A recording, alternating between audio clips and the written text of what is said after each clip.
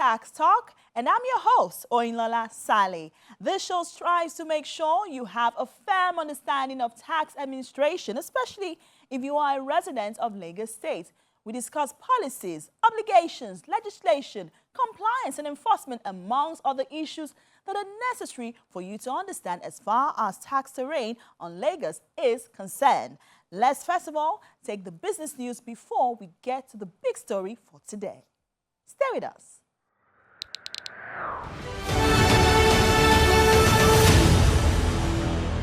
This is business news.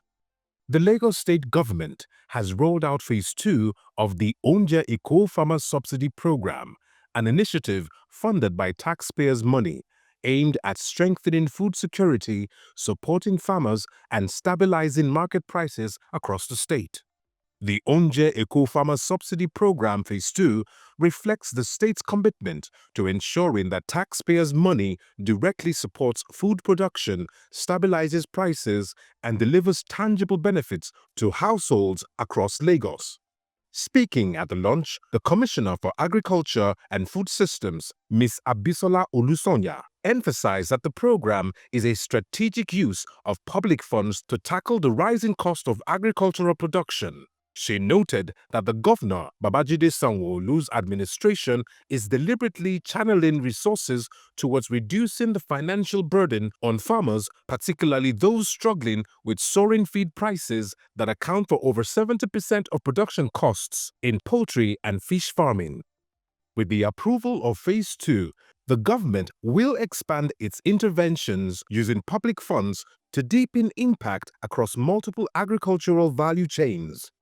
The new phase includes a 25% subsidy on poultry and fish feed, supported directly by state resources. Pig farmers will also benefit from free grains, while various farming clusters will receive government-funded equipment such as power tillers, solar sprayers, corn threshers, freezers, generators, fish smoking kilns, and cassava processing machines, all aimed at boosting mechanization and reducing manual labor. Phase 2 is set to begin toward the end of November 2025 across 10 designated locations, including Agege, Ekpe, Badagry, Ikorodu, Ojo, Aja, Ipaja, Muson, and Ibejuleki. And that's it on Business News.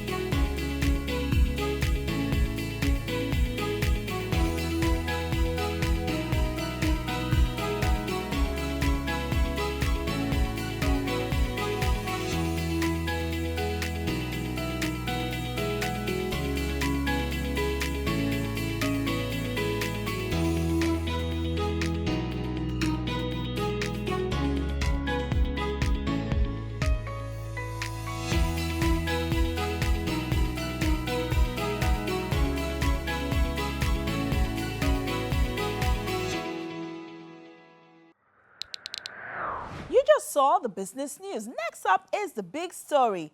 If this is your first time with us today, the big story is a documentary-style look at issues of relevance to the government and the taxpayers alike.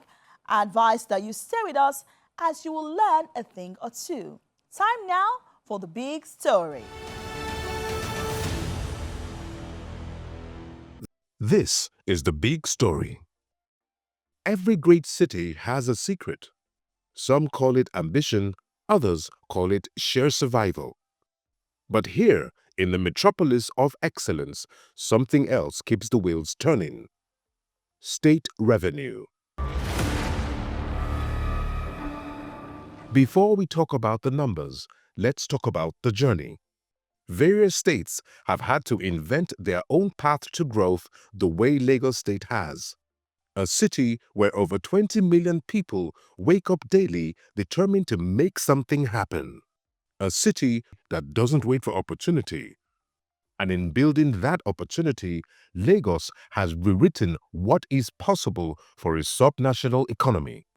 From less than 600 million naira a month in 1999 to over 40 billion naira per month 2 decades later, achieved by its reforms and the unwavering commitment for growth.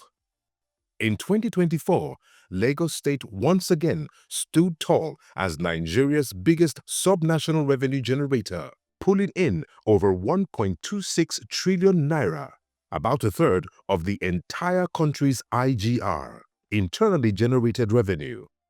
Every road paved, every hospital expanded, every service delivered comes back to one thing: the strength of the state's revenue engine. And in 2025, the stakes were higher, an audacious budget of 3.367 trillion naira. Ever wonder how a subnational government plans to achieve such a substantial financial goal? It is indeed an ambitious target, but I think it's ambitious, but I think we're up to the task. Last year, for instance, the state was the first time the state managed to cross the 1 trillion naira IGR mark. So for us, we're very proud of that. And we found that since we could get to 1 trillion, we're very hopeful that, we can push the bar, which is now 1.4 trillion, and ensure that we can surpass that, what we did last year. So obviously we need to ramp up our collection services. We need to ensure that we introduce a lot more technology into what it is we do, bring a lot more Lagosians and Nigerians into the tax bracket as well. And by doing that, we have to be a lot more efficient. As I said, increase our technology and also go out and increase our tax base as well. And also ensure that, once people see that they're getting the service that they pay for, they'll be willing to also continuously pay their tax. In the background, a synergy between the Ministry of Economic Planning and Budget and the Lagos State Internal Revenue Service (LIRS). One shapes the vision with data, policy, and foresight. The other fuels the vision with consistent, innovative, and transparent revenue collection. Together, they operate like two hands of the same body, ensuring every kobo raised serves a purpose in education, infrastructure, health, and public welfare. Over the years, the Lagos State Internal Revenue Service has built something priceless: trust. It has built systems that reduce leakages, processes that make compliance easier, a reputation that strengthens stakeholders' confidence. We constantly have reviews. We constantly have meetings with LIRS. We also have meetings with all the revenue generating agencies to ensure that we are always on target and we have the right markers. So we're constantly having revenue generation meetings, and I think one of the things I like to say and point out is that with LIRS, it's a very professional outfit. You find that if you look at all the revenue generating agencies across the country, LIRS is, whilst it is a public sector office, it is driven and run very much like a private sector office. So you find that there's a lot of efficiency, and you find that our LIRS in Lagos State is one that over the last couple of years there's been consistency. We've had the management has been very, very consistent, where we don't chop and change the management, which also helps and ensures that there's continuous growth and development. So we're very, very optimistic that with LIRS we would hit and surpass our target for 1.4 trillion for this year. Ultimately, broadening the net tells a story of a government redefining taxation, not as a tool of pressure, but as a pathway to participation, equity, and sustainable development for all Lagosians. From markets to motor parks, from street corners to small workshops, the informal sector is the lifeblood of the Lagos economy, vibrant, dynamic, and resilient. But one challenge remains: how to bring these vital players into the formal economy without slowing their growth. The Lagos State government has charted a new course, one that recognizes the contributions of informal businesses while ensuring that everyone benefits from what the state provides. The informal sector is huge, and it's something that, we have to get better at capturing. So, we found that with various initiatives we do with various ministries like Women Affairs and Poverty Alleviation, civic engagement, wealth creation, we're finding better ways to capture our citizens from the informal sector and bring them into the formal sector tax bracket. So it's something that we're continuously getting better at. And I feel as though once we can crack the nut of being able to sort of tap into the informal sector, you'd find that it would help us and would see our revenues grow. We're not looking to overburden or overstifle people with any extra taxation or anything, but it's just to ensure that we can capture everyone that is that are benefiting from what we're offering in Lagos, and be able to sort of ensure that we capture them, and we can also continuously provide for them by ensuring that once they pay the right taxes, we can then convert that into being able to provide the right services for them.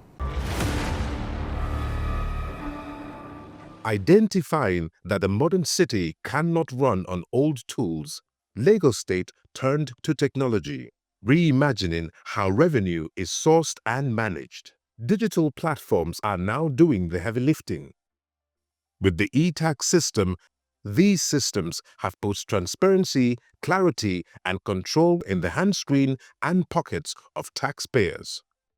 The system is not just about automation, it's about fairness, which gives residents the power to declare, file, and comply in a system built for trust. It has improved revenue collection, and it's going to further improve revenue collection. So, we also have a dedicated office of tax, the SA on tax and revenue. So that is what he's tasked with in terms of being able to sort of look at what it is we're doing in terms of revenue generation.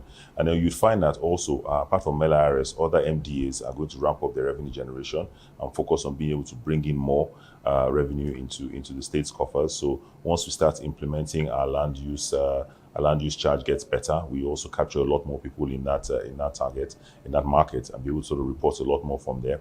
You'll also find that once you just increase the tax base and spread the net out a bit more, we'll be able to capture a lot of people that are not being captured. And that's what technology will do for us, with the fact that we have the last track card as well, and then everything is more or less digitalized now, so we can also capture ourselves and we know ourselves better. So once we have the right numbers, we know ourselves better, we can then serve ourselves better, being able to sort of provide the right services for our people. And behind the scenes, the budget remains the compass, and not just a document of figures, but a roadmap aligning today's priorities with tomorrow's Lagos. In the city, also known as the center of excellence, every allocation has a purpose. Every project has a story. Every investment is tied to one vision: to have a state that stands as the model megacity on the African continent, innovative, inclusive, and sustainable. It's tagged the budgets of sustainability. So it's to ramp up on what we've done in the past, and also take things to the next level. So, there's a lot of focus on completing existing projects that the state has started, and also ensuring that we can sort of, we've always been going on about, making Lagos a model mega city. Now we have trains running, we have a lot more ferries on. So we're getting there. So it's just to ensure that we push the bar. And as I said to you, last year, we crossed the 1 trillion naira mark, which was a good achievement for us. And majority of that was obviously done by LIRS. But, once we can sort of ramp up our numbers, we'd find that we'll be able to do a lot more. We have the food and logistics hub, which is coming up on stream. We have the deep sea port that's there now. We have the airport we're looking at. So there's a lot of potential. We find that for Lagos to continuously take its place as the leading city in Africa, we need to ensure that we can continuously push the bar. So a lot of things we're doing, we're a sub-national, but we always carry the weight of being a national. So, so there's a lot to do. And I believe that, once we can continuously ensure that, we capture more people. And I think the key is, once you provide the right services, people would pay the taxes. So we're not overburdening anyone, but we're ensuring that, we provide the services, and then the citizens are happy, and then they can in turn pay their taxes. As the state pushes yet again towards its ambitious targets, one truth remains. The real story of Lagos State isn't just about revenue, it's about the people. About ensuring more citizens are captured in the net, about expanding access to services, about building a city that works and keeps working for everyone.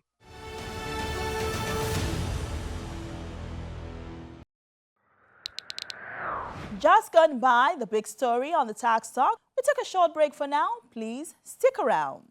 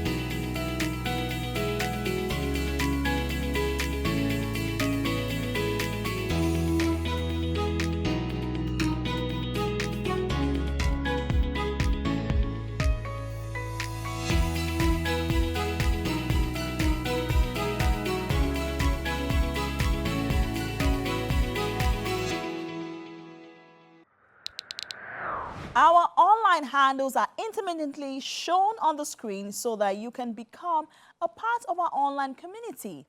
We also make sure to provide you with the website and social media handles of the Lagos State Internal Revenue Service, just in case you need to have any tax-related issues sorted out.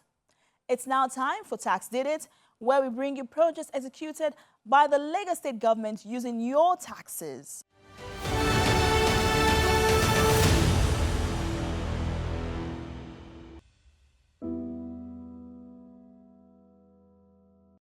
Greater Lagos is rising, rising, rising. The Greater Lagos is rising, rising, rising. From just another state in the world's most populous black nation, through resilience of our spirit, a Greater Lagos is rising. Through the boldness of our visions, our blue and red rail systems are coming. We are Lagosians, we are strong. A Greater Lagos is rising, rising, rising. A Greater Lagos is rising, rising, rising. We are building new roads, new schools and new hospitals, securing our city, building new Lagos homes. Digital economy is emerging, driven by innovation and technology. Through audacity of our inspiration, Our Greater Lagos is rising, rising, rising. The Greater Lagos is rising, rising, rising. from just another state in the world's most populous black nation, through resilience of our spirit, a Greater Lagos is rising. Through the boldness of our visions, our blue and red rail systems are coming. We are Lagosians, we are strong. Our Greater Lagos is rising, rising, rising. The Greater Lagos is rising, rising, rising. We are building new roads, new schools and new hospitals, securing our city, building new Lagos homes. Digital economy is emerging, driven by innovation and technology. Through audacity of our inspiration, Our Greater Lagos is rising. With that, we come to the end of today's edition of the Tax Talk, your one-stop infotainment show that brings you the sauce on everything tax, with a keen focus on Lagos State, which just happens to be the model state when it comes to tax administration in the nation. My name is Oyinlola Saleh. That will be all for today. Bye for now.